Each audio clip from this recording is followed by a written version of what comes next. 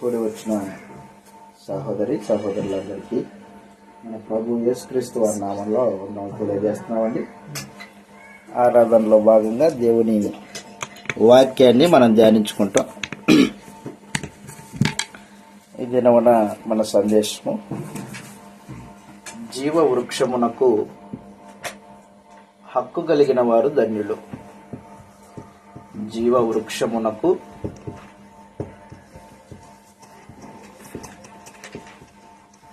హక్కు కలిగిన వారు ధన్యులు. హక్కు గలవారు ధన్యులు. హక్కు గలవారు ధన్యులు అనే సందేశాన్ని మనం గ్రంథంలో ఆలోచన చేస్తాం. జీవ వృక్షానికి హక్కు గలవారు ధన్యులు. ప్రకటన గ్రంథము 22వ అధ్యాయం. ప్రకటన గ్రంథం 22వ అధ్యాయం 14-15 వచనాలు మనం చదువుతాం. ప్రకటన గ్రంథము 22వ అధ్యాయము 14-15 వచనాల్లో ఈ మాటలు రాయబడ్డాయి. జీవ వృక్షమునకు హక్కు గలవారై గుమ్మముల గుండా ఆ పట్టణంలోనికి ప్రవేశించినట్లు తమ వస్త్రములను ఉదుకుకొని వారు ధన్యులు అన్నాడు. వాస్తవానికి పరలోకపు పట్టణపు ప్రవేశము ఎవరికి పడితే వారికి ఇవ్వడానికి దేవుడు ఆలోచన చేయలేదు. వస్త్రములు ఉతుక్కున్న వారికి సంబంధించింది అది. రెండవది జీవ వృక్షమునకు హక్కు గలవారికి సంబంధించింది. వారు ధన్యులై ఉన్నారు అన్నాడు. ఏంటి జీవ వృక్షం అంటే? నీకేమైనా జ్ఞాపకం వస్తుందా? ఏదెన్ తోటలో ఆదాము ఉంచబడినప్పుడు దేవుడు ఏదెన్ తోటలో జీవ వృక్షాన్ని, అలాగుననే మంచి చెడ్డలు తెలివినిచ్చే వృక్ష ఫలాన్ని ఏర్పాటు చేశాడు. మంచి చెడ్డలు తెలివినిచ్చే వృక్ష ఫలమును తినకూడదు అని దేవుడు నరునికి ఆజ్ఞాపించాడు. అయితే జీవవృక్ష ఫలమును గూర్చి దేవుడు ఏం చెప్పలేదు ఆజ్ఞ. జీవవృక్ష ఫలమును నువ్వు తినొచ్చు. ఏదైనా తోటలో ఈ 2 చెట్లు ఉన్నాయి. అయితే ఆదాము ఆజ్ఞ అతిక్రమించినంత కాలము, దేవుని మాటకు విధేయుడు అయినంత కాలము జీవవృక్ష ఫలం తినే అవకాశం ఉండింది. ఎప్పుడైతే ఆజ్ఞ మీరాడో అప్పుడు దేవుడు ఏం చేశాడంటే జీవవృక్ష ఫలమును తినకూడదని దేవుడు నరుణ్ణి ఏదైనా తోటలో నుంచి గెంటేశాడు. చదువుతాం గ్రంథంలో ఒకసారి. ఆదికాండము 2వ అధ్యాయం. ఆదికాండము 2వ అధ్యాయము 9వ వచనంలో ఈ మాట రాయబడింది. ఆదికాండము 2వ అధ్యాయం 9వ వచనంలో, మరియు దేవుడైన యెహోవా చూపునకు రమ్యమైనది, ఆహారమునకు మంచిదినైన ప్రతి వృక్షమును ఆ తోట మధ్యను జీవవృక్షమును మంచి చెడ్డలు తెలివినిచ్చు వృక్షమును నేల నుండి మొలిపించెను. మరియు ఆ తోటలో ఏమేమి వేశాడు? 1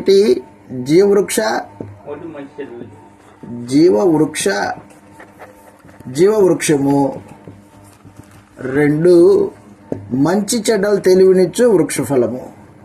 మంచి చెడ్డల తెలివినిచ్చు వృక్షము, తెలివినిచ్చు వృక్షం. 2 చెట్లు వేసాడు. ఈ 2 చెట్లు వేసిన తర్వాత దేవుడు ఏం చేశాడంటే ఒకదాని విషయమై ఆజ్ఞ జారీ చేశాడు. మంచి చెడ్డలు తెలివినిచ్చు వృక్ష ఫలమును నీవు తినకూడదు అన్నాడు. తినుదినమునగా నిశ్చయంగా చచ్చదవు అని నరుడికి ఆజ్ఞాపించాడు.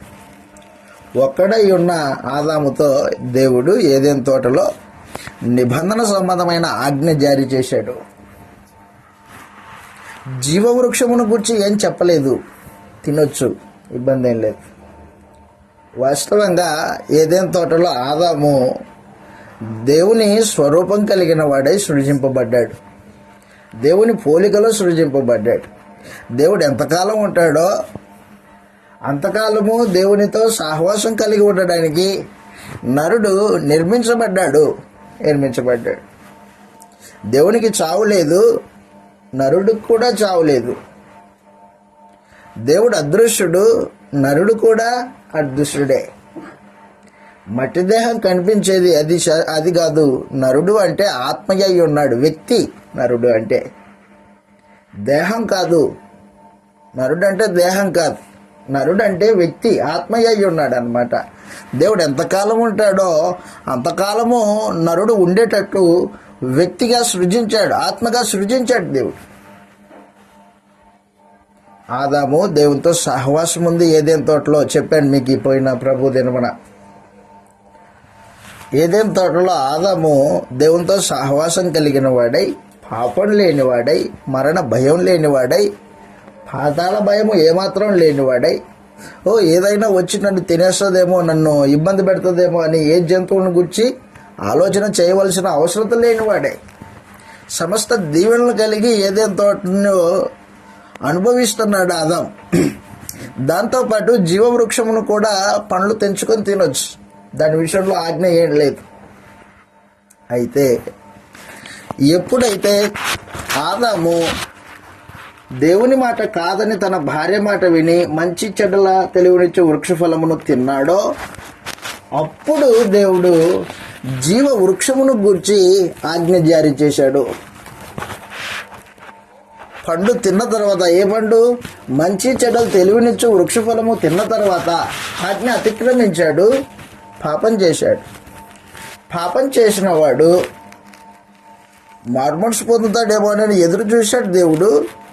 కానీ ఆదాం మారుమనసు పొందలా. మారుమనసు పొందకపోయేసరికి దేవుడు తనతో పాటు ఉన్న వారితో, దేవత్వం కలిగిన వారితో మాట్లాడుతున్నాడు. ఆదికాండం 3వ అధ్యాయం 22వ వచనంలో ఈ మాట రాయబడింది. ఏమని మాట్లాడుతున్నాడు చూడండి. ఆదికాండము 3వ అధ్యాయం 22వ వచనంలో, అప్పుడు దేవుడైన యెహోవా ఇదిగో మంచి చెడ్డల్ని ఎరుగునట్లు మనలో ఒకని వంటి వాడయ్యాడు. మనలో మంచి చెడ్డలు మనకు ఎలాగ తెలుసో ఇప్పుడు ఆదాం కూడా మంచి చెడ్డలు ఎరిగినవాడు. మంచి చెడ్డలు ఎరుగునట్లు ఆదాం మనలో ఒకటి వంటి వాడయ్యాడు. అయితే ఏంటి? కాబట్టి అతడు ఒకవేళ తన చెయ్యి చాచి జీవవృక్ష ఫలమును కూడా తీసుకొని తిని నిరంతరం జీవించునేమో అని దేవుడైన యెహోవా అతడు ఏ నేల నుండి తీయబడ్డాడో సిద్ధపరచడానికి ఏదైనా తోటలో నుంచి అతన్ని పంపివేశాడు. అది సమాచారం. ఒకవేళ చెయ్యి చాచి జీవవృక్ష ఫలమును కూడా తింటాడేమో. జీవవృక్ష ఫలం తింటే ఏమవుతుంది? నిత్యము జీవిస్తాడు. పాపిగానే నిత్యము జీవించే ఏర్పాటు. కాబట్టి వద్దు, పాపిగా వాడు నిత్యం జీవించకూడదు అని దేవుడు ఏం చేశాడంటే జీవవృక్ష ఫలము ఆదాము తినకోకుండా ఉండేటట్టు ఏదైనా తోటలో నుంచి గెంటేశాడు. మరలా వచ్చి దేవుడి మీదకి రౌద్రంగా లేదా కోపంగా వచ్చి తెగించి ఆ పండు తింటాడేమో అనే ఆలోచన దేవునిలో కలిగి ఏం చేశాడంటే అసలు ఏదైనా తోటకి రాకోకుండా జీవవృక్ష ఫలానికి పోయే మార్గంలో ఏం పెట్టాడంటే కెరూబులను పెట్టాడు. హక్కు కోల్పోయాడు. జీవవృక్ష ఫలమును తినే హక్కు ఆదాము కోల్పోయాడు. పాపం చేయకోకుండా ఉండింటే జీవవృక్ష ఫలమును తినే హక్కు కలిగి ఉన్నవాడే. కానీ ఎప్పుడైతే పాపం చేశాడో జీవవృక్షమునకు హక్కు కోల్పోయాడు. హక్కు కోల్పోయిన వాడై దేవుని శత్రువుగా ఏదైనా తోటలో నుంచి బయటికి వెళ్ళిపోయాడు. అపోహ సంబంధిగా వెళ్ళిపోయాడు. చదువుతా అక్కడ అంటున్నాడు. ఆదికాండం 3వ అధ్యాయము 24వ వచనంలో, ఆదికాండం 3:24 అప్పుడు ఆయన ఆదామును వెళ్ళగొట్టి ఏదెన్ తోటకు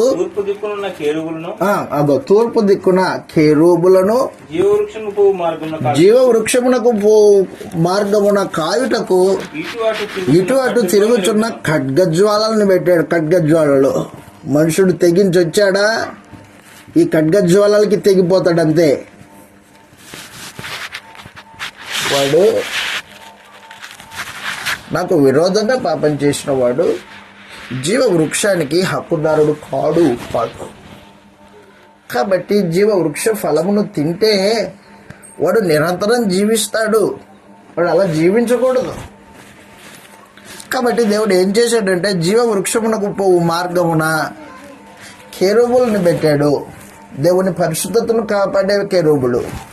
ఖడ్గ జ్వాలల్ని ఏర్పాటు చేసి పెట్టాడు. ఖడ్గ జ్వాలలు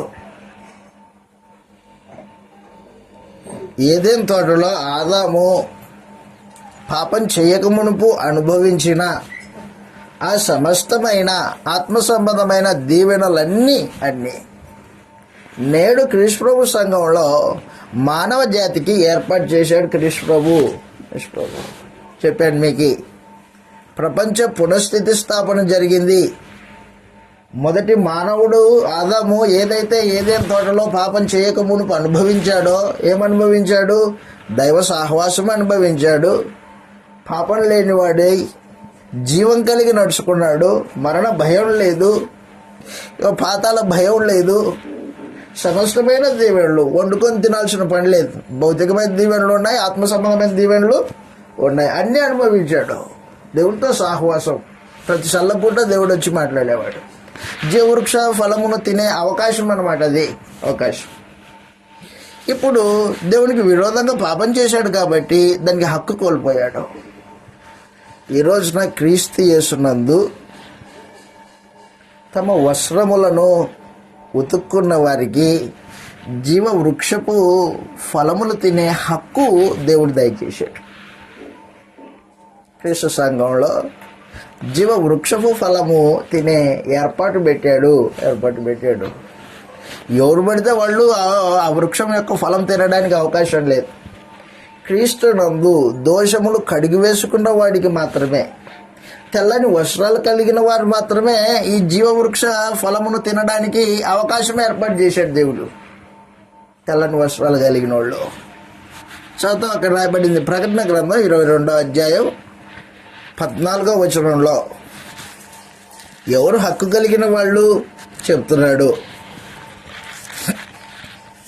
ఆ హక్కు కలిగిన వాళ్ళు గుమ్మముల గుండా పట్టణంలో ప్రవేశించేటట్టు వారు తెల్లని వస్త్రములు కలిగిన వారు. ఎక్కడి నుంచి వచ్చాయి ఈ తెల్లని వస్త్రాలు? వారు యేసుప్రభు యొక్క రక్తములో తమ వస్త్రములను ఉతుక్కున్నారు. అది సమాచారం. యేసుప్రభు రక్తంలో వస్త్రాలు ఉతుక్కున్నారు. రక్తంతో వస్త్రాలు ఉతికితే ఏమవుతుంది? తెలుపు అవుతుందా, ఎర్రగా అవుతాయా?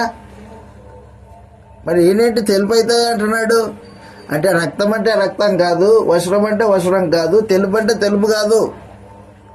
వస్త్రం అంటే జీవితం, తెలుపు అంటే పరిశుద్ధత. రక్తం, యేసుప్రభు రక్తంలో బాప్తిస్మం పొందడం అన్నమాట. బాప్తిస్మం గురించి మాట్లాడుతున్నాడు. ఈ జీవ వృక్షానికి మొదటి మానవుడు పాపం చేసి హక్కు కోల్పోతే, ఈ జీవ వృక్షానికి రెండవ ఆదామైన యేసుక్రీస్తు మానవ జాతికి హక్కు ఏర్పాటు చేసి పెట్టాడు. చదువుతాం. ఇలాగ రాయబడింది జకర్యా గ్రంథం 3:3 జకర్యా గ్రంథం 3:3 జకర్యా గ్రంథం 3:3 అక్కడ యెహోషువ అనే ఒక యాజకుడు ఉన్నాడు. ఆ యాజకుడు దేవుడి సముఖంలో మలిన వస్త్రాలు కలిగి నిలబడ్డాడంట. ఆ మలిన వస్త్రాలు కలిగిన వాడు యెహోషువ పాప జీవితం కలిగిన వాడు. పాపం వలన మలినం కలిగింది.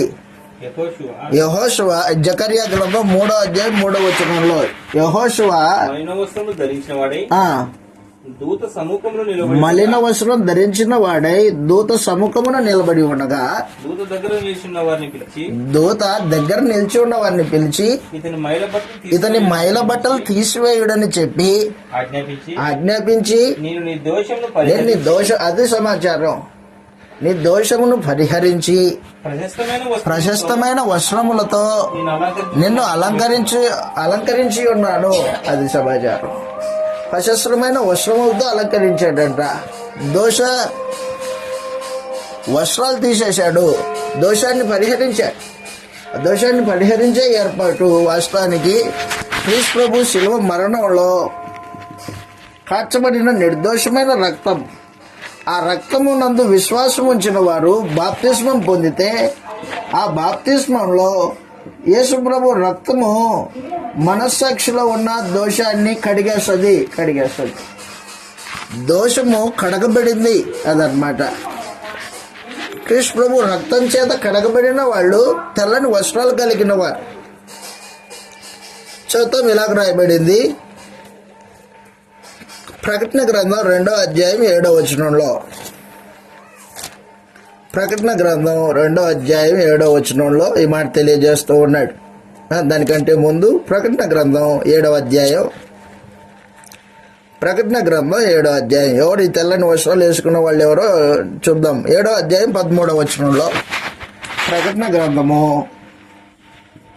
7వ అధ్యాయం 13వ వచనంలో, పెద్దలలో ఒకడు తెల్లని వస్త్రాలు ధరించుకున్న వీరెవరు, ఎక్కడి నుంచి వచ్చిరని యోహాన్ గారిని అడిగిందంట.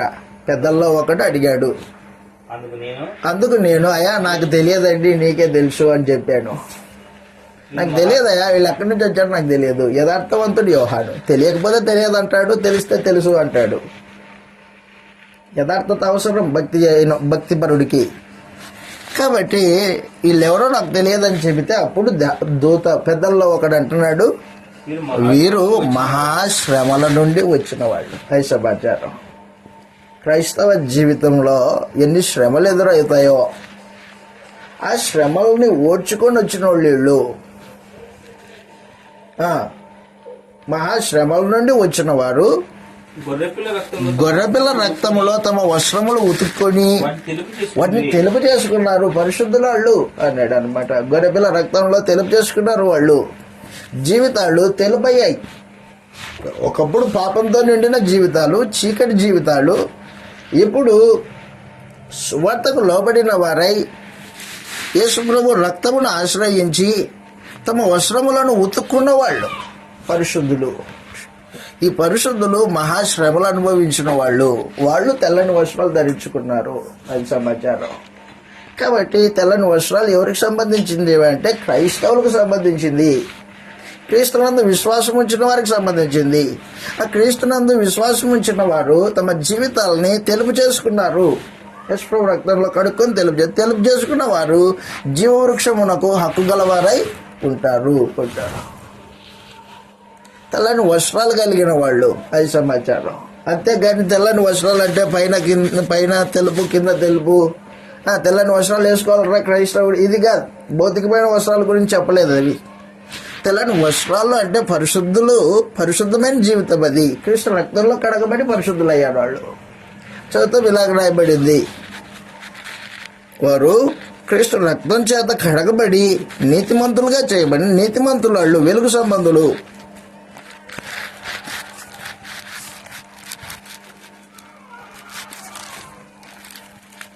రోమీలకు రాసిన పత్రిక 5వ అధ్యాయం 9వ వచనంలో ఈ మాట రాయబడింది. రోమీలకు రాసిన పత్రిక 5వ అధ్యాయం 9వ వచనంలో, ఆయన రక్తం వలన మనం ఇప్పుడు నీతిమంతులముగా తీర్చబడి అన్నాడు. ఆయన రక్తం వలన నీతిమంతులుగా తీర్చబడి వారు తెల్లని వస్త్రాలు ధరించుకున్న వాళ్ళు. ఈ తెల్లని వస్త్రాలు ధరించుకున్న వాళ్ళు జయ జీవితం కలిగిన వాళ్ళు. తెల్లని వస్త్రాలు ధరించుకున్న వాళ్ళు వీళ్ళు జయ జీవితం కలిగిన వాళ్ళు.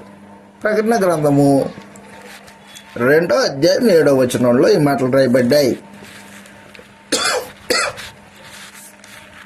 ప్రకటన గ్రంథము 2వ అధ్యాయం 7వ వచనంలో ఈ తెల్లని వస్త్రాలు ధరించుకున్న వాళ్ళు ఎవరు వీళ్ళు? జయ జీవితం కలిగిన వాళ్ళు. జయ జీవితం కలిగిన వాళ్ళు. ఈ జయ జీవితం కలిగిన వారికి జీవ వృక్షమునకు హక్కు ఏర్పాటు చేశాడు దేవుడు. ప్రకటన గ్రంథం 2వ అధ్యాయం 7వ వచనంలో ఈ మాట రాయబడింది. ఆత్మ సంగములతో చెబుతున్న మాట చెవి కలిగిన వాడు వినుగాక. చెవి కలిగిన వాడు ఆత్మ సంగములతో చెప్పుచున్న మాట వినుగాక. అదిగో జయించు వానికి దేవుని పరదేశంలో ఉన్న జీవవృక్షమును భుజింపనిత్తును. జయించు వానికి దేవుని పరదేశంలో ఉన్న జీవవృక్ష ఫలమును భుజింపనిత్తును. అదనమాట. ఎక్కడుంది జీవవృక్షం? ఎక్కడ పోయింది? ఏదైనా తోటలో ఉండేది. ఏదైనా తోటలో ఉన్నదానికి హక్కు కోల్పోయాడు ఆదాము. ఆదామే కాదు, మానవ జాతి ఎంతో పాపం చేసి హక్కు కోల్పోయారు. అది నేరుగా పరలోకంలో పరదేశంలో ఏర్పాటు చేశాడంట దేవుడు. పరదేశంలో మొక్కలు ఉంటాయా? పరలోకంలో కానీ పాతాళ లోకంలో కానీ పరదేశంలో కానీ మొక్కలు జంతువులు ఉండవు. అది ఆత్మల లోకం. మరి జీవ వృక్షమును పరదేశంలో పెట్టాను అంటున్నాడు ఏంది దేవుడు? జీవ వృక్షమును పరదేశంలో పెట్టాను, జయించువాడు ఆ పరదేశంలో ఉన్న జీవ వృక్ష ఫలమును భుజింపనిస్తాను అన్నాడు. పరదేశంలో జీవ వృక్షం ఉందా? జీవ వృక్షం అంటే ఏంటి? నిజంగా చెట్టేనా? జీవ వృక్షం అంటే భౌతికమైన మన కళ్ళకు కనిపించే చెట్టు కాదది. చెట్టు కాదు.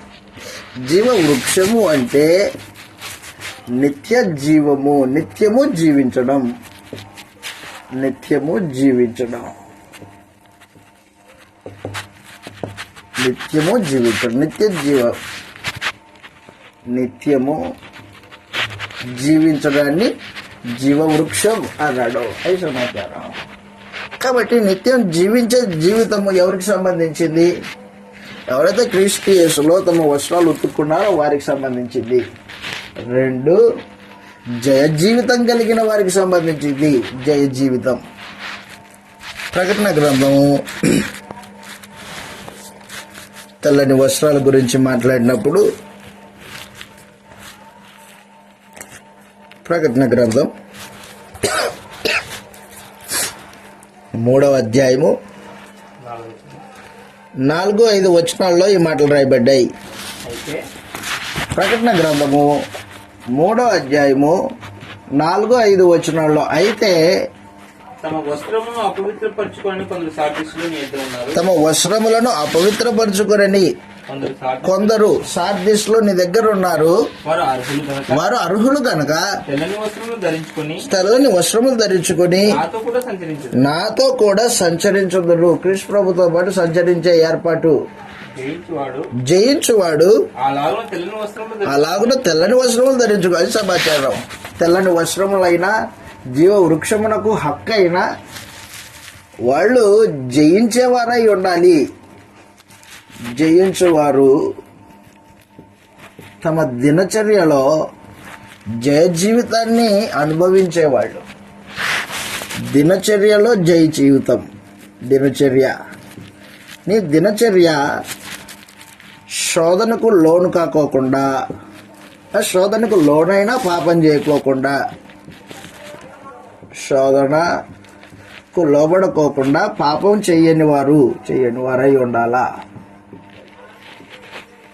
దినచర్య ఇలాగుండాలి. దుర్నీతి సంబంధమైన దాన్ని అంటుకోకుండా ఉండాలా.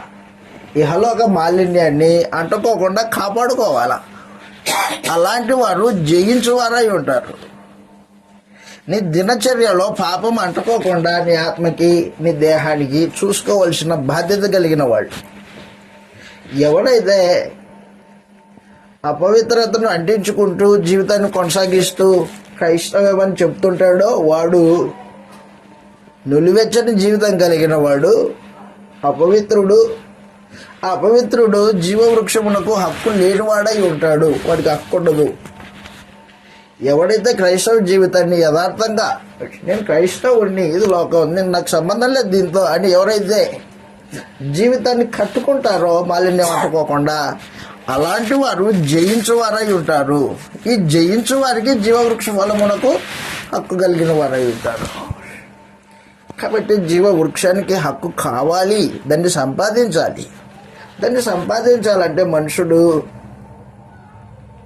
లోకంలో ఉన్న అపవిత్రతను, చెడుతనను, దుర్నీతిని అంటించుకోకుండా బతకాల. చెడుతనాన్ని పెనవేసుకొని దుర్నీతిలో పొల్లాడుతూ లోక సహవాసంలో బతుకుతున్నాడు అనుకో, కానీ ప్రార్థనకు వస్తున్నాడు. అలాంటి వాడు జీవ వృక్షానికి హక్కు కోల్పోయిన వాడై ఉంటాడు. ఆదాములాగా, ఆదాము లాంటి పరిస్థితి. అందుకని అపోస్తలులు ఏం చేశారంటే, అనేకులకు ప్రకటించిన తర్వాత తామే భ్రష్టులమైపోతామేమోనని శరీరాన్ని నలగొట్టుకున్నారు. కొరింథీయులకు రాసిన మొదటి పత్రిక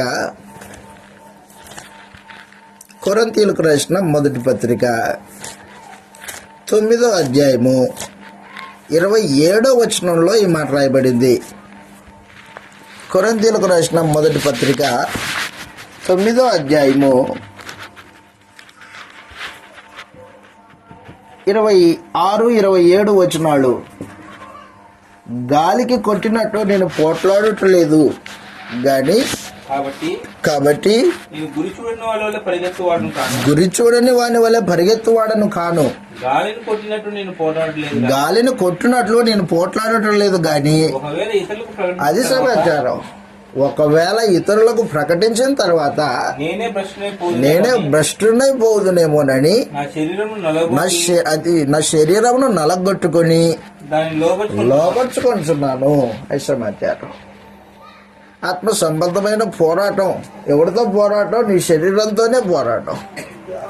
శరీరము దాని ఇచ్చలను, కోరికలను రేకెత్తించినప్పుడు ఆత్మ చేత దాని కోరికల్ని చంపాలా. ప్రతిరోజు జరిగే కార్యక్రమం ఇది. ఏదో ఒకరోజు అయిపోయింది, బాప్తిసం తీసుకున్నా నేను క్రైస్తవుడు, కరెక్టే. కానీ ఒక రోజున అయిపోయేది కాదు. ఏ రోజుకి ఆ రోజు దినచర్యలో పాపం అంటుకోకుండా బతకాల. శరీరాన్ని నలగొట్టాల అని చెప్పాడు. నేనే భ్రష్టునైపోదునేమోనని నా శరీరమును నలగొట్టుచున్నాను ప్రతిరోజు.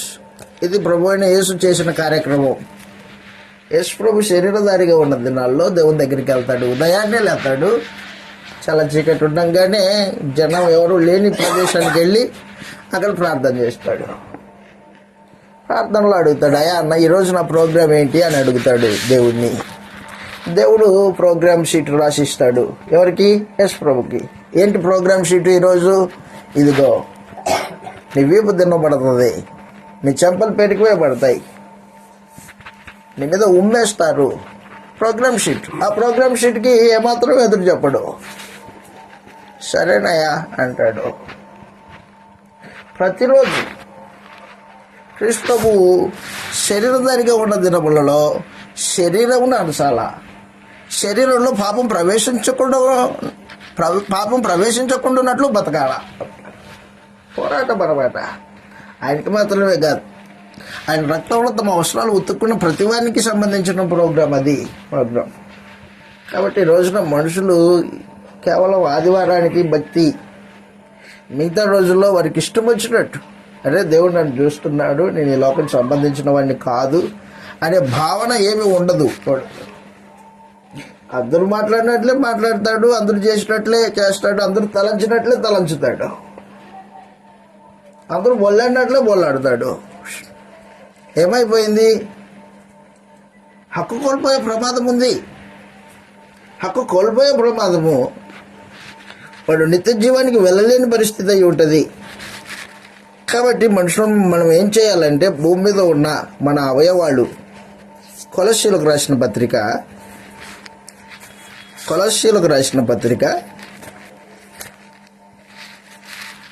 3వ అధ్యాయము 5వ వచనంలో ఈ మాట రాయబడింది.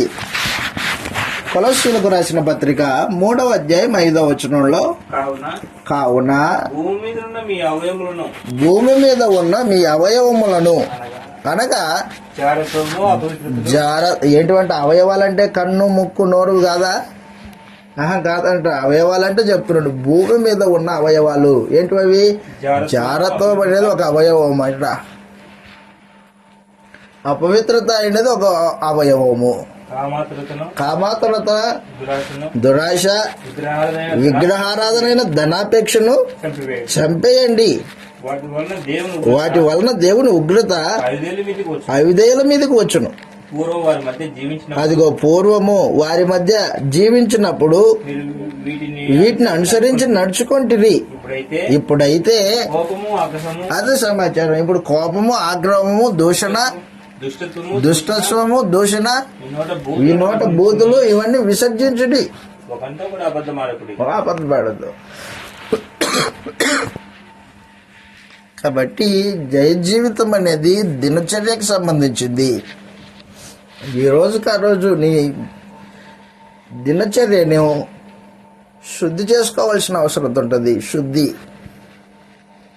పొరపాటు జరిగిందా, నీకు తెలియక తప్పు చేసావు అయితే యేసు ప్రభు నందు ఆయన రక్తం నందు విశ్వాసం ఉంచి దాన్ని ఒప్పుకొని విడిచిపెట్టాలి. దినచర్యలో భాగమై ఉండాలా మారు మనసు అనేది. అలాంటి వారు జీవ వృక్షానికి హక్కు గలవారై ఉంటారు. జీవవృక్షానికి హక్కు కోల్పోయింది ఆదాము. ఏ ప్రకారంగా హక్కు కోల్పోయాడు? ఎందుకు హక్కు కోల్పోయాడు ఆదాము? 1, దేవుని మాట కంటే తన భార్య మాట ప్రాముఖ్యంగా ఎంచాడు. దేవుని మాట కంటే తన భార్య మాట విలువైనదిగా ఎంచుకున్నాడు హృదయంలో.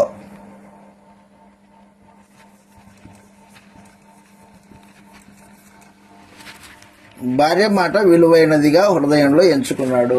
అందుకని హక్కు కోల్పోయాడు. చదువుతాం. ఇలాగ రాయబడింది.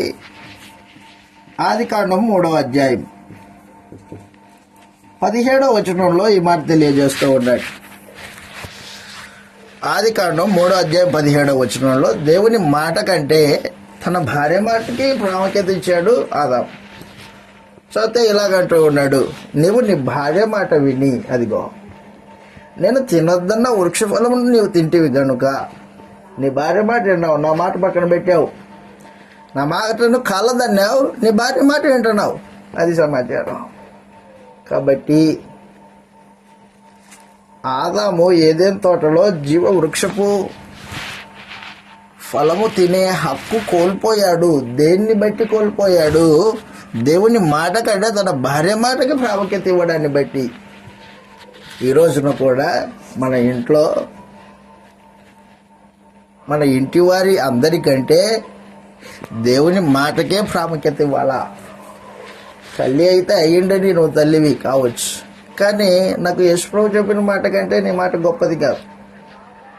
దేవుని మాట కంటే మా నాన్న మాట గొప్పది కాదు నాకు. కారణం ఏంటంటే దేవుడు గొప్పోడు, ఒప్పోడు. ఆయనకు భవిష్యత్తు తెలుసు. మరణం తర్వాత జరిగే జీవితం గురించి మా నాన్నకు తెలియదు, మా తల్లికి తెలియదు, లేదా మా బంధువులకు తెలియదు, నా ఇంటి వారికి తెలియకపోవచ్చు. కానీ ఎవరికి తెలుస్తుంది? దేవునికి తెలుసు. దేవునికి తెలుసు. నా ఆత్మ సంగతులు ఆయనకు తెలుసు. కాబట్టి మనుషుడు తన ఇంటి వారందరికంటే, తన కోగిటి భార్య కంటే, తన అన్నదమ్ముల కంటే ఈ దేవుని మాటకే ఎక్కువ ప్రాధాన్యత ఇవ్వాలి. అలా ఇవ్వకపోయిన కారణాన ఆదాము జీవవృక్షమునకు హక్కు కోల్పోయాడు. అది సమాచారం. ఎందుకు కోల్పోవలసి వచ్చింది? హక్కుండే కదా ఆదాము. అవును, హక్కుంది. జీవవృక్ష ఫలం తినే హక్కుంది ఆదాముకి. కానీ ఎప్పుడైతే దేవుని మాట కాదన్నాడో, అవిధేయుడయ్యాడో, అప్పుడు హక్కు కోల్పోయాడు. దేవుని మాటకు అవిధేయత. దేవుని మాట కంటే ఇంకొకరి మాట నీకు ఎక్కువ కాకూడదు. ఆయన చెప్పాడు, దాన్ని అలా చేయమన్నా నేను అలా చేస్తాను అంతే. ఎవరు ఇష్టపడి నాకు అనవసరం. ఆయన మాట ఇచ్చాడు, నేను అలా జరిగిస్తా. ఎవరు హేళన చేసినా, ఎవరు ఎగతాళి చేసినా, తన ఇంటి వారే తనని కాదన్నా, దేవుని మాటను మాత్రము వినకుండా పోడు. ఆ రోజున నోవహు పరిస్థితి అదే. చుట్టూ జనాంగం హేళన చేద్దరా, వర్షం ఎక్కడరా ఎర్రోడా, వర్షం ఎప్పుడు లేదురా, భూమి ఉత్పత్తి అయింది మొదలుకొని ఆకాశం నుండి వర్షం కురవలేదు. కానీ ఇప్పుడు నువ్వు వెర్రోడ్లాగా మాట్లాడుతూ వర్షం వస్తుందని అని నోవహుని హేళన చేశాడు. నోవహుని హేళన చేస్తే ఆ హేళనాస్పదమైన మాటలకి ఏమాత్రం లోబడినవాడు కాదు, దేవుని మాటకు విధేయత చూపినవాడు. ఆ రోజున అబ్రహాం, దేవుడు పిలిచినప్పుడు అబ్రహాంని, నీ బంధుజనాంగాన్ని, నీ తల్లి ఇంటిని, నీ సొంత ఊరిని విడిచిపెట్టరా అన్నాడు. ఇంట్లో వాళ్ళు ఊకునే ఉంటారా? ఊరు విడిచిపెట్టిపోతూ ఉంటే, ఇల్లు విడిచిపెట్టిపోతూ ఉంటే ఊకుంటారా? వాళ్ళ నాన్న ఉన్నాడు, అబ్రహాం నాన్న ఉన్నాడు. అప్పటికి ఆ పిలుపు, దేవుని పిలుపు వచ్చినప్పుడు అబ్రహాం నాన్న ఉన్నాడు. అబ్రహాం నాన్న ఏం చేశాడంటే, ఏంద్ర పరిస్థితి? అప్పుడు అబ్రహాం ఏం చేశాడంటే, తన నాన్నని సముదాయించుకున్నాడు. నా దేవుడు గొప్పోడు, ఆయన పిలిచాడు, నేను వెళ్తున్నా. నాన్నని వెంట పెట్టుకుని వచ్చాడు. కొంత దూరం ప్రయాణం అయ్యాడు. హారాన్ వరకు వచ్చాడు అబ్రహాము తన తండ్రితో పాటు. తన తండ్రి హారానికి రాగానే చనిపోయాడని మానుకుంటాడా ప్రయాణం మానుకోడు. ఆ రీతిగా దేవుడు మన పరిస్థితుల్ని చూడడు. నువ్వు ఏ పరిస్థితుల్లో ఉన్నా నా మాటే వినాలి అని కోరుకుంటాడు దేవుడు. నువ్వు ఏ పరిస్థితుల్లోనైనా ఉండబ్బాయి, సాకులు చెప్పొద్దు అంటాడు అనమాట. కానీ ఈ రోజున మనుషులు దేవుడి వాక్యానికి అవిధేయతను కనపరుస్తూ ఏమంటారంటే సాకులు చెప్తారు. నీకు ఈ పరిస్థితి తెలుస్తుందిలే నీ ఇంట్లో అంటాడు. ఒరే, నీ పరిస్థితి ఏదైనా నా మాటకే ప్రాధాన్యత, అది దేవుడు కోరుకున్నాడు. అలాంటి వాడు జీవవృక్షానికి హక్కు కలిగిన వాడై ఉంటాడు. నీ పరిస్థితులు చెప్పొద్దు. యేసుప్రభుకు లేవా పరిస్థితులు? సొంత ఇంటి వాళ్లే పిచ్చి పట్టింది అన్నారు యేసుప్రభుని. వెంట తిరుగుతున్న 12 మంది భౌతికంగా యేసుప్రభుని ఆలోచన చేస్తున్నారు. శత్రువులు, మత నాయకులు ఉన్నారు, బహు క్రూరంగా ఆలోచన చేస్తున్నారు. చంపదండ్రా, మన మత ఆచారాలకు అడ్డొస్తున్నాడు ఇతడు. చంపడానికి పరిస్థితులు లేవా యేసుప్రభుకి? ఉన్నాయి. అలాగని మానుకున్నాడా? మానుకోలేదు. కాబట్టి నీ పరిస్థితులు ఏమైనా నా మాటే వినాలి. ఆ రోజున ఏదైనా తోటలో అవ్వ ఆదాముతో ఏం చేసింది? ఆర్గ్యుమెంట్ చేసింది, వాదం చేసింది, తీవ్రమైన వాదం. ఇదిగో నేను తిన్నాను కదా, నా కళ్ళు తెరవబడలేదు, నేను దిగంబరని అవ్వకి తెలియదు తను దిగంబరని. ఎందుకంటే ఆజ్ఞ ఇచ్చింది ఎవరికి? దేవుడు ఆదాముకి ఇచ్చాడు, అవ్వకిలా. ఎవరు ఆజ్ఞ కిందకి వచ్చారో వారు బాధ్యులై ఉంటారు. కాబట్టి వారు నమ్మకస్తులై ఉండాలి ఆజ్ఞకి. అవ్వకి ఆజ్ఞ లేదు కాబట్టి ఆమె ఎలాగైనా తినొచ్చు, తినకపోవచ్చు. ఎందుకంటే ఆజ్ఞ లేకపోతే అది పాపం కాదు. ఆజ్ఞ లేకపోతే దేవుడు పాపముగా ఎంచడు. ఎవరికి ఆజ్ఞించాడో వారి దగ్గర లెక్క అడుగుతాడు. చౌతం ఇలాగ రాయబడింది. రోమీలకు రాసిన పత్రిక 5వ అధ్యాయం 13వ వచనంలో ఈ మాట రాయబడింది. ఆజ్ఞ లేనప్పుడు పాపం ఆరోపింపబడదు. రోమీలకు రాసిన పత్రిక 5వ అధ్యాయం 13వ వచనంలో ఈ మాట తెలియజేస్తూ ఉన్నాడు. ఎలయనగా ధర్మశాస్త్రం వచ్చిన గనక పాపం లోకంలో ఉండెను గాని ధర్మశాస్త్రం లేనప్పుడు పాపం ఆరోపింపబడదు. అది సమాచారం. ధర్మశాస్త్రం లేనప్పుడు పాపం ఆరోపింపబడదు. ధర్మశాస్త్రం అంటే ఆజ్ఞ, చట్టం వచ్చిన తర్వాత పాపం అనేది ఉంటుంది. చట్టం ఎవరికి లేదు? ఆదాముకి చట్టం ఉంది, అవ్వకి చట్టం లేదు, ఆజ్ఞ లేదా అవ్వకి. కాబట్టి అవ్వ తిన్నా ఏం దాన్ని దేవుడు అవ్వని అడగలేదు వెంటనే. తెలుసు కదా మనకి. అవ్వ తిన్న వెంటనే దేవుడు అవ్వ దగ్గరికి వెళ్ళి అడగలేదు. ఏ అమ్మాయి ఎందుకు పండు తిన్నావు అని అడగలేదు దేవుడు అవని. కానీ ఆదాం పండు తిన్న తర్వాత జోక్యం పుచ్చుకుని ఆదాం మార్మనసు పొందుతాడేమోనని ఎదురు చూశాడు, దీర్ఘశాంతం వహించాడు. ఆదాం మార్మనసు పొందని హృదయ కాఠిన్యం కలిగిన వాడై ప్రవర్తించాడు. అప్పుడు చెప్పాడు, నా మాట కంటే నీ భార్య మాట నీకు ప్రాముఖ్యమై ఎక్కువైపోయింది, కాబట్టి వెళ్ళిపో. జీవవృక్షానికి హక్కు కోల్పోయావు. ఒకవేళ నీ కాఠిన్యం చేత మరలా తిరిగి వస్తావేమో, నీ హృదయ కఠినత్వం చేత తిరిగి వచ్చి పండు ముట్టుకుంటావేమోనని మార్గాన్ని ఏం చేశాడు, కేరూబల్ని ఖడ్గజ్వాలను పెట్టేశాడు. కాబట్టి దయచేసి గుర్తుపెట్టుకో, ఎవరు హక్కు కలిగిన వాళ్ళు అంటే దేవుని మాటకే ప్రాముఖ్యంగా ఎంచి నడుచుకునే వాళ్ళు జీవవృక్షానికి హక్కు కలిగిన వాడు. నిబంధనలో నమ్మకంగా గైకొనేవాడు హక్కు కలిగిన వాడై ఉంటాడు, హక్కు కలిగిన వాడై ఉంటాడు. నీ ఇంటి వారు ఏమన్నా చెప్పని, ఏమన్నా ఆర్గ్యుమెంట్ చేయి, కానీ నీకు ఒక తీర్మానం ఉండాలి, నీకు ఒక జీవితం ఉంది. ఆ తీర్మానం ప్రకారంగా నీ దేవునితో సహవాసాన్ని తెగిపోకుండా చూసుకోవాలా. అవిధేయత కారణాన ఆదాము జీవవృక్షపునకు హక్కు కోల్పోయాడు. అవకాశం లేదు. మూడవది, ఆదాము జీవవృక్షపు హక్కు కోల్పోవడానికి గల కారణాల్లో అబద్ధపు బోధ. అబద్ధ బోధ వచ్చింది. ఏంటి అబద్ధ బోధ? ఈ పండు తింటే మీరు చావరు. అబద్ధ బోధ. అవ్వ దగ్గరకు వచ్చింది సాతాను, అవ్వని ప్రభావితం చేసింది, తన బోధ చేత అవ్వని వశపరుచుకున్న తర్వాత నేరుగా అవ్వ ద్వారా ఆ అబద్ధపు బోధ ఆదాం దగ్గరకు వచ్చింది. ఆదాం కొద్దిసేపు అబద్ధ బోధలతో పెనుగులాడాడు, కానీ చివరికి ఏమయ్యాడంటే అబద్ధ బోధకు ప్రభావితుడయ్యాడు. ఇక దాని గద్దింపునకు, దాని హెచ్చరికకు, దాని తిరుగుబాటుకి లోబడిపోయాడు ఆదాం. అందుకని ఈరోజు క్రైస్తవుడు అయిన వాడు జీవవృక్షమునకు హక్కు కలిగిన వాడై ధన్యుడు అవ్వాలంటే ఏమవ్వాలంటే అబద్ధ బోధ ఏ రూపంలో వచ్చినా, ఎటుగుండి వచ్చినా నువ్వు దానికి లోబడకూడదు. అపోస్తలుల బోధలోనే నిలిచి ఉండాలి. కొరింథీయులకు రాసిన 2వ పత్రిక 11వ అధ్యాయం. కొరింథీయులకు రాసిన 2వ పత్రిక 11వ అధ్యాయము 3వ వచనంలో ఈ మాట రాయబడింది. కొరింథీయులకు రాసిన 2వ పత్రిక 11వ అధ్యాయం 3వ వచనంలో, సర్పము తన కుయుక్తి చేత అవ్వను మోసపరిచినట్టు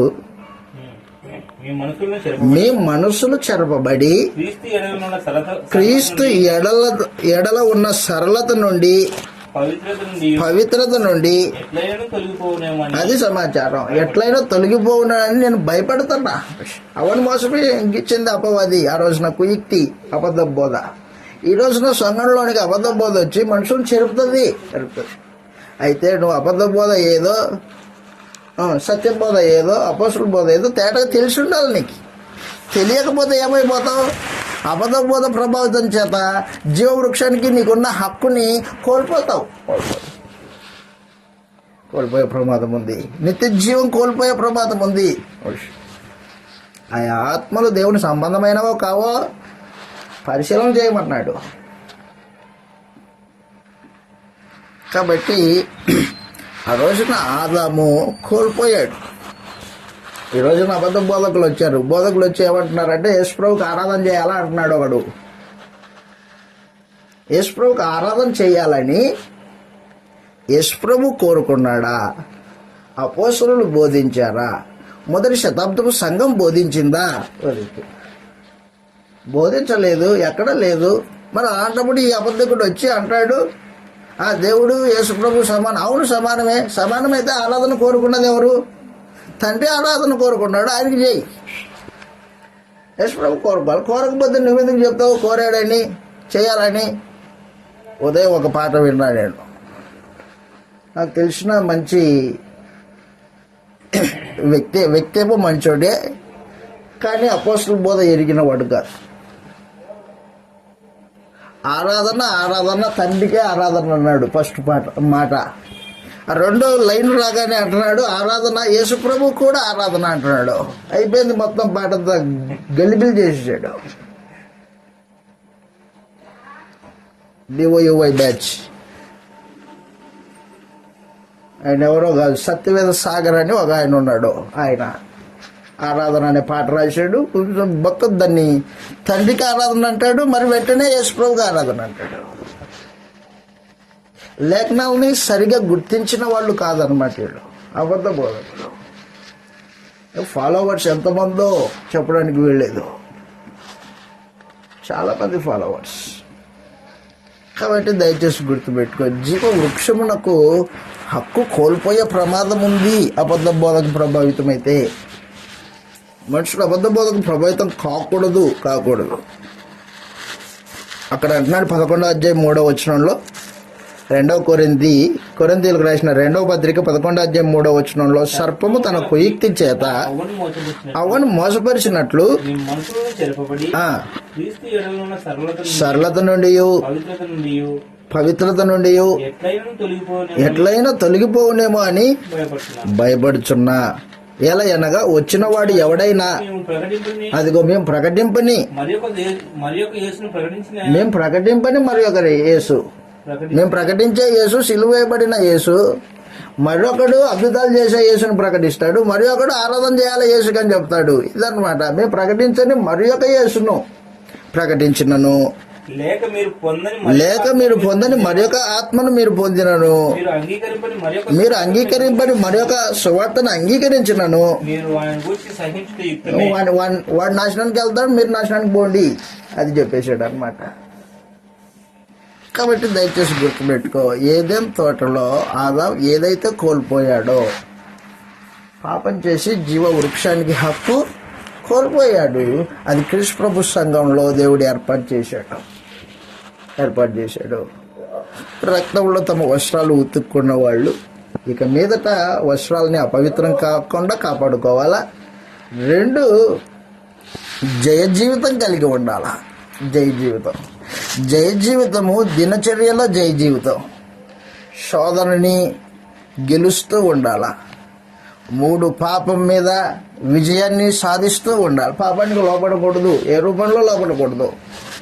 3, దేవుని మాట కంటే ఇంకొకరి మాటకి ఎక్కువ ప్రాధాన్యత ఇవ్వకూడదు. 4, అవిధేయులు కాకూడదు. 5వది అబద్ధ బోధ ఏ రూపంలో వచ్చినా దానికి మనము లోపడకూడదు. సమాచారం. జీవ వృక్షమునకు హక్కు కలిగిన వాళ్ళు అలాంటి జ్ఞానము, వివేచన, తెలివి కలిగి ఈ భూమి మీద మరణం వరకు నమ్మకంగా బతకాలి. మనం దినచర్యని మనం ఏం చేయాలంటే సాధకం చేయాలి. దాన్ని ఎటు పడితే ఎటు ఆలోచన చేసేది కాదు, ఎటు పడితే ఎటు ప్రవర్తించేది కాదు, ఎవరో నీ బంధువుల మాట లేదా నీ ఇంట్లో ఉన్న వాళ్ళ మాట వినేది కాదు. అది సంపూర్ణంగా దేవునికి, ఆయన పంపించిన క్రీస్తు యేసు మాటకు విధేయులయ్యేది, లోబడేది. సంపూర్ణమైన విధేయత కనపరిచినప్పుడే మనము నిత్య జీవానికి, జీవ వృక్షానికి హక్కు గలవారమై ఉంటాము. ప్రకటన గ్రంథం 22వ అధ్యాయంలో మాట అది. 22వ అధ్యాయం 14వ వచనం ముగించుకుంటాం. ప్రకటన గ్రంథం 22వ అధ్యాయం 14వ వచనంలో, జీవవృక్షమునకు హక్కు గలవారై గుమ్మముల గుండా ఆ పట్టణంలో ప్రవేశించినట్లు. అదే అనమాట, గుమ్మాల గుండా పట్టణం. ఆ పట్టణం ఏంటి? ఆ పట్టణపు ద్వారాలు ఎక్కడున్నాయి? ఆ పట్టణము క్రీస్తు ప్రభు సంఘమే. ఒకడు క్రీస్తు సంఘంలో ప్రవేశించాలంటే బట్టలు ఉతుక్కోవాలా, జీవితాన్ని క్రీస్తు ప్రభు రక్తంలో కడిగేసుకోవాలి. 2, గుమ్మముల గుండా రావాలా. ఏంటివా గుమ్మాలు? గుమ్మాలంటే ద్వారాలు. ఏంటివి అవి? అపోస్తలుల బోధ. అపోస్తలుల బోధయే ద్వారం సంఘంలో ప్రవేశానికి. మరొక బోధ సంఘంలో ప్రవేశానికి అవకాశము లేదు. ఒకడు పరలోకం వెళ్ళాలంటే అపొస్తలుల బోధ విశ్వసించి బోధలో నడుచుకుంటేనే పరలోకం వెళ్తాడు. ఏ బోధ పడితే ఆ బోధ కాదు, ఏ సంఘం అంటే ఆ సంఘం కాదు, ఏది పడితే జరిగించి నేను దేవుణ్ణి ఆరాధన చేస్తున్నాను అనేవాడు అసలు వాడి జీవితం ముందు లెక్కలేదు, జావలేదు. వాడికి చెప్తున్నాడు కిందికి 15వ వచనంలో. కుక్కలను మాంత్రికులను గుర్తుపెట్టుకోండి, కుక్కలంటే ఈ కుక్కలు కాదు. కుక్కలంటే ఈ కుక్కలు కాదు. కుక్కలంటే ఎవరంటే ఎవడైతే తాను కక్కిన దాన్ని మరలా తినడానికి వెళ్తాడో వాడు కుక్క.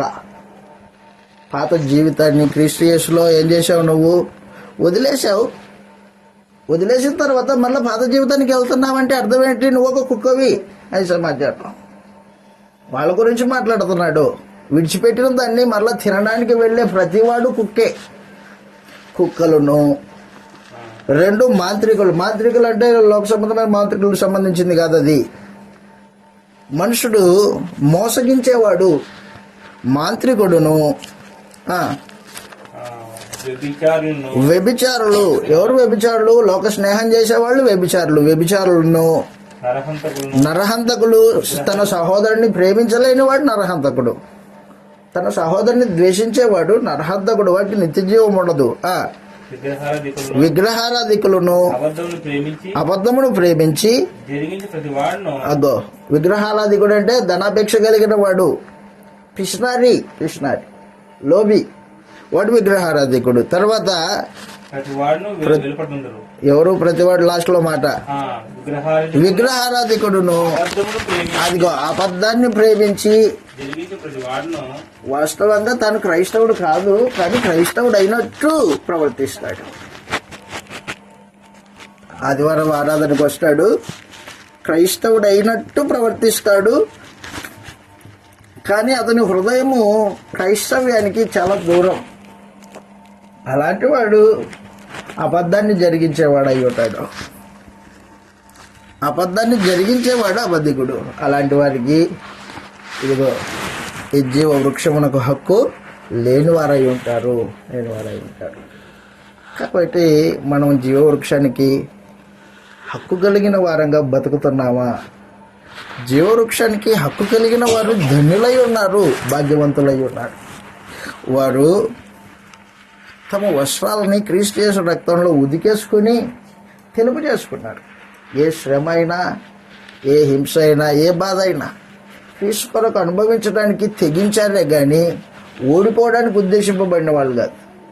ఆ రోజున ఆదాము ఓడిపోయాడు, కానీ ఈ రోజున యేసుప్రభు రక్తం చేత కడగబడిన వారు ఓడిపోరు, జయ జీవితాన్ని జీవిస్తారు. జయించేవాళ్ళు వాళ్ళు.